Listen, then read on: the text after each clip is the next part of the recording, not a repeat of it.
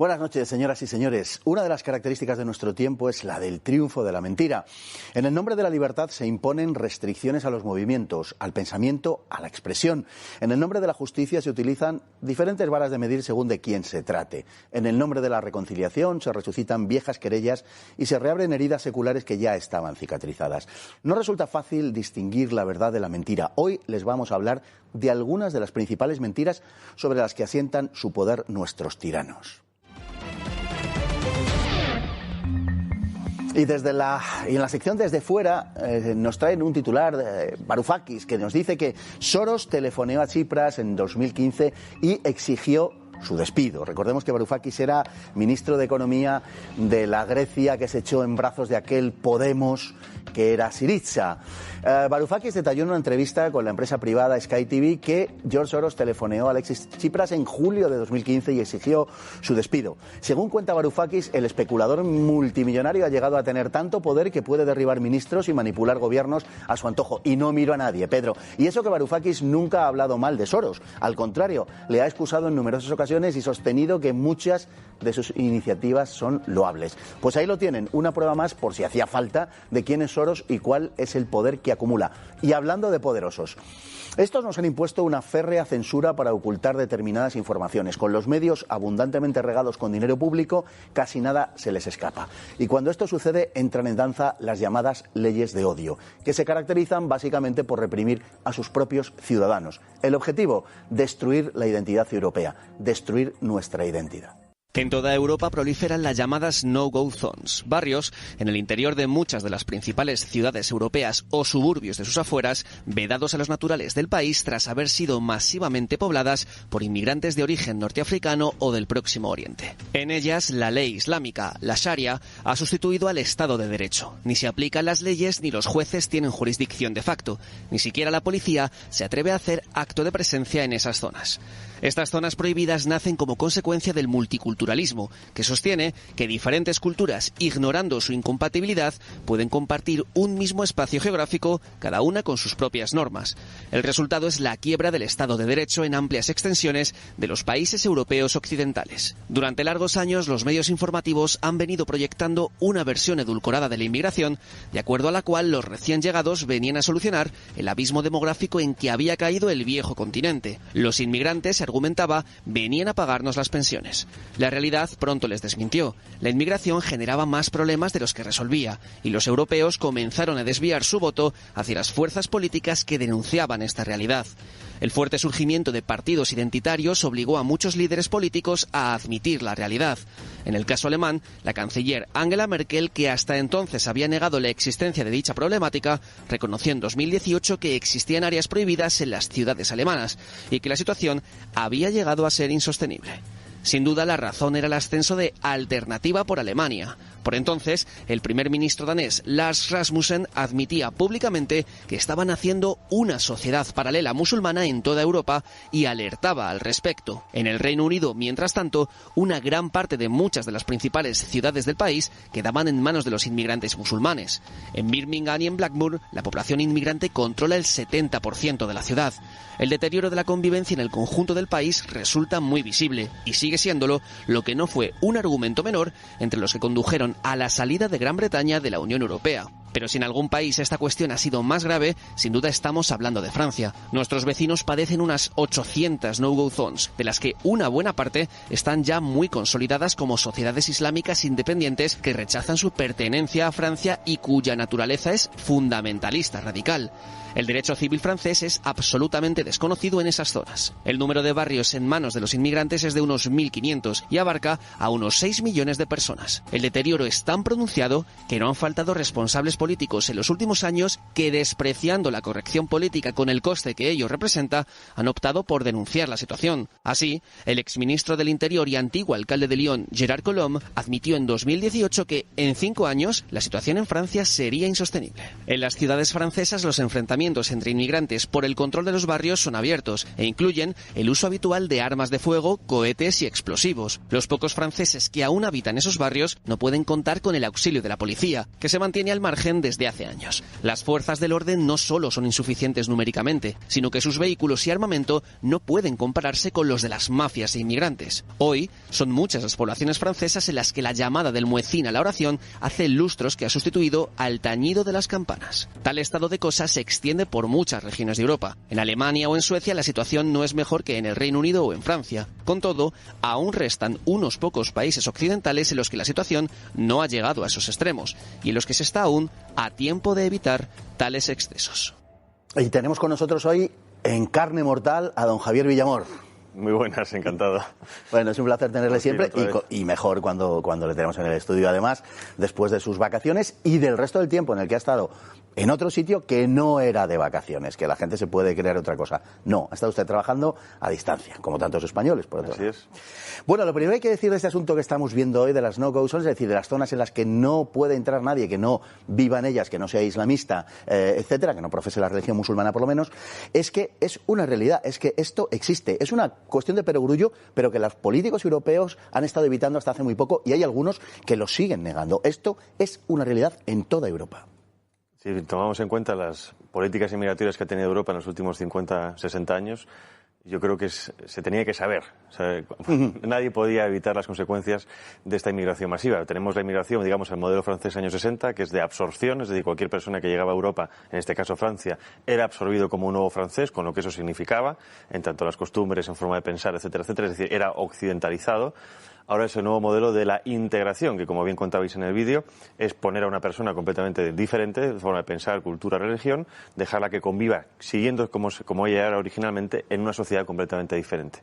Esto con el tiempo, quizá con una inmigración menor, o estadísticamente menor, no causaría problemas. Es que estamos hablando de millones y millones de personas. Prácticamente un quinto de la población ahora mismo francesa es musulmana o de origen musulmán. En España tenemos 2.200.000, era la última cifra que miré, de en torno a un 10-15% de inmigrantes, más o menos. No son muchos, pero el problema, repito, no es la inmigración en sí, sino el número de inmigrantes que vengan de ciertos países. En este caso, Alemania o Francia, que habéis nombrado en el vídeo, está claro que antes o después eso iba a pasar, porque son países que vienen de culturas completamente exógenas, que no aceptan nuestros derechos, que no aceptan nuestra forma de pensar ni nuestra forma de actuar. Por lo tanto, antes o después se iban a hacer con esos barrios. También luego el problema de la separación cultural, ¿no? Es decir, obviamente dejas esos barrios porque no te importan a nivel legislativo, a nivel de votos, a nivel partidista, los dejas de la mano de Dios y obviamente pues ahí la gente tiene que sacarse las castañas de fuego. Y entonces empiezan los musulmanes a implantar la sharia, etcétera, etcétera. Y es lo que hay, como te vas diciendo, hay gente que aún lo niega. El problema es que mucha gente que lo niega son aquellos que viven en barrios de ricos con muros de 4 metros con cámaras, ¿no? Y es lo que pasa, como ejemplo, en Madrid. En el sur de Madrid, donde hay una gran población inmigrante, no lo sufren los ricos que viven en el norte, Moraleja o donde fuera, sino que lo sufren los trabajadores del día a día. Todo esto es una consecuencia de la ideología multicultural, del multiculturalismo, que a su vez es una consecuencia del relativismo cultural. Es decir, de asegurar que no hay diferencias de calidad entre unas culturas y otras y que, por tanto, son perfectamente asimilables y que ese hecho, el hecho de convivir en una cercanía dentro de un mismo espacio geográfico, dos culturas que se repelen mutuamente y que no son compatibles, ese mismo hecho en sí es bueno. Esto es el multiculturalismo. Eso hace 10 años lo reconoció Angela Merkel como un modelo fallido. Justo el año que yo fui a vivir a Berlín, reconocía ese año que Alemania había aplicado un modelo fallido que era el modelo multicultural. Porque además aquí hay que matizar. Multicultural no significa que todas las culturas aporten lo mismo de manera equitativa y entonces más o menos hay una convivencia, sino que siempre hay una dominante, que es la del país origen, o sea, digamos, al que tú vas, y los demás, digamos, intentan convivir en relación a esa. Eso es lo que genera tensiones, porque al fin y al cabo el multiculturalismo no es lo mismo que multidisciplinar. No tiene nada que ver o que pluricultural. O que pluricultural. Claro, Además, yo creo que lo más adecuado sería pluricultural. Es decir, hay muchas culturas, pero sometidas a una norma, siempre hay la del país de llegada. Esa es la cuestión. El multiculturalismo lo que niega es esto. El modelo del que hablabas hace un momento, la Francia de los años 60, es un ejemplo, creo, muy claro. Los argelinos, marroquíes que iban a Francia, iban allí a trabajar y adoptaban el modo de vida y el respeto a las leyes debidas a Francia, las leyes francesas.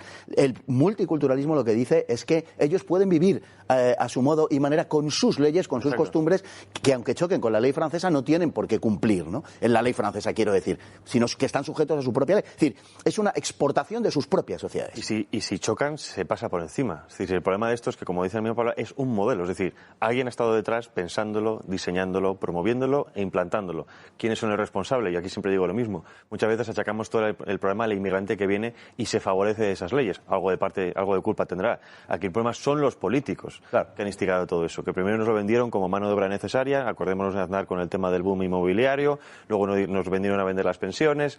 Y aquí siguen entrando millones de personas todos los años a un sistema, bien sea económico, social o político, que no tiene la capacidad para absorber a nadie más. Por lo tanto, estás generando cada año más problemas de estabilidad social y política. Los propios inmigrantes son víctimas de ese plan y de ese planteamiento. Hasta que no lo entendamos así va a ser difícil efectivamente. Somos víctimas los dos y se benefician los dos, los nativos de los países a los que acuden los inmigrantes y esos inmigrantes. Quienes se benefician son los superpoderosos del mundo, que son los que han diseñado a su vez estos planes, estos planteamientos.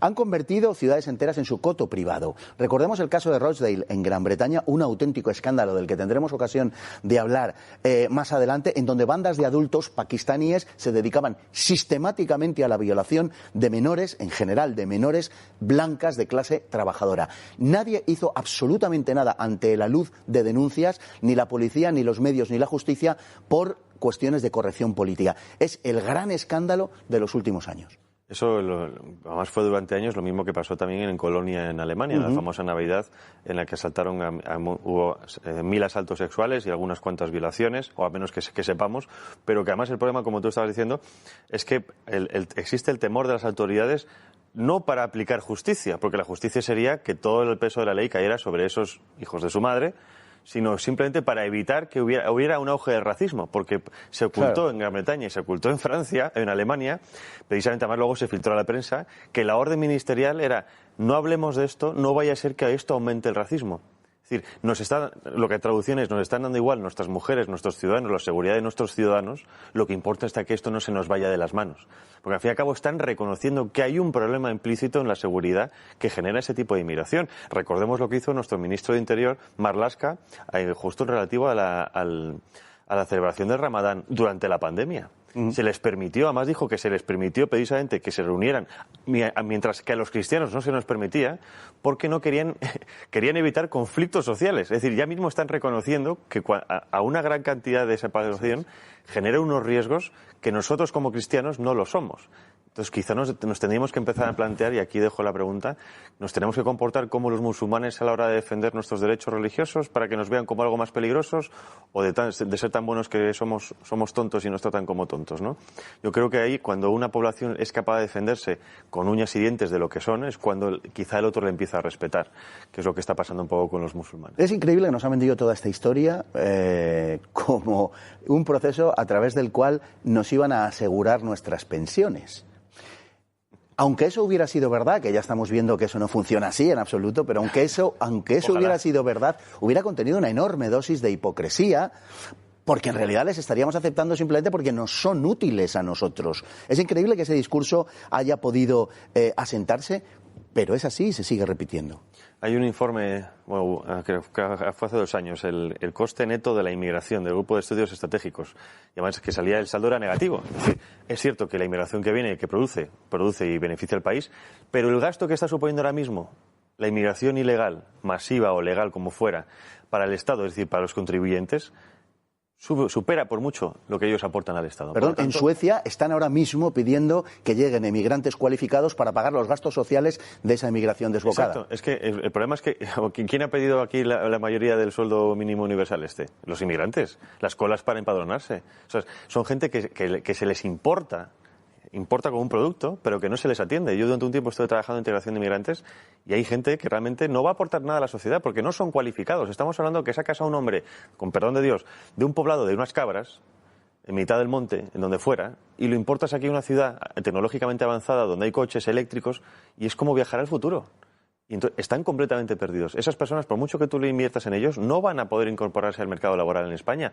Más aún viendo cómo está el mercado laboral, no solo español, sino occidental, cada vez digitalizándose más y cada vez dejando más de lado a todos aquellos que trabajen en trabajos analógicos. Pues ya hemos visto a Podemos, por ejemplo, pidiendo la nacionalización masiva de más de 2 millones de inmigrantes en España. Y es eso increíble. es el voto del día de mañana. Luego has dicho Suecia. Suecia, desde el año 75, tiene casi un 1.200% más de violaciones.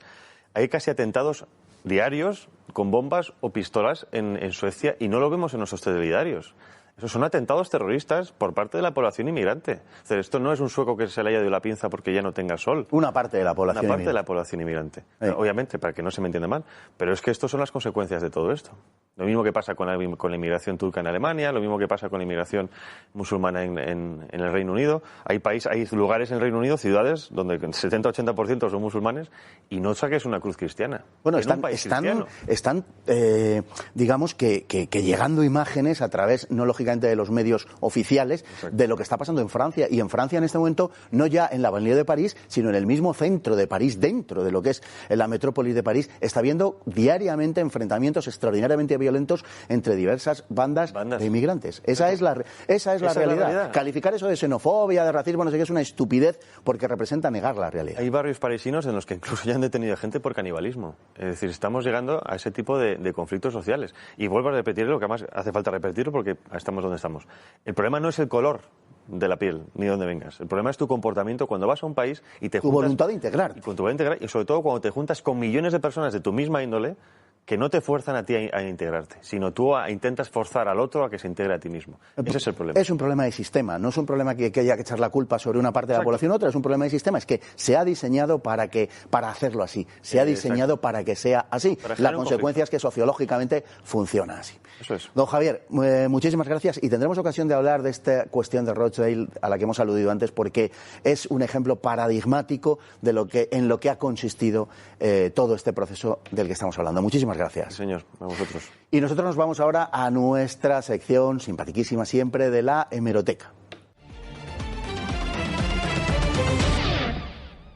En la cual el diario ABC nos recuerda que el asesinato de diputados en la guerra, 77 en zona republicana y 72 en zona nacional, que nos recuerda un artículo del profesor Octavio Ruiz Manjón. Y recuerda la matanza de diputados, como digo, en ambas zonas durante la guerra civil, en la controlada por los nacionales, según el titular, fueron 72 diputados, y en la controlada por el Frente Popular 77. Estamos hablando solo de diputados, ¿de acuerdo? Luego se extrañan de que los países democráticos no se ayudase a la República y de que ésta solo recibiese socorro de la Unión Soviética de Stalin. Recuerda Ruiz Manjón las palabras de un socialista, Julián Zugazagoitia, en vísperas de su muerte, en una carta que escribía a su mujer, donde dice: todo me parecerá soportable antes de envenenar con un legado de odio la conciencia virgen de las nuevas generaciones españolas. Hoy, otro socialista está haciendo exactamente eso, envenenar la conciencia virgen de las nuevas generaciones españolas. Que Dios y el pueblo al que está sacrificando al altar de su narcisismo algún día se lo demanden.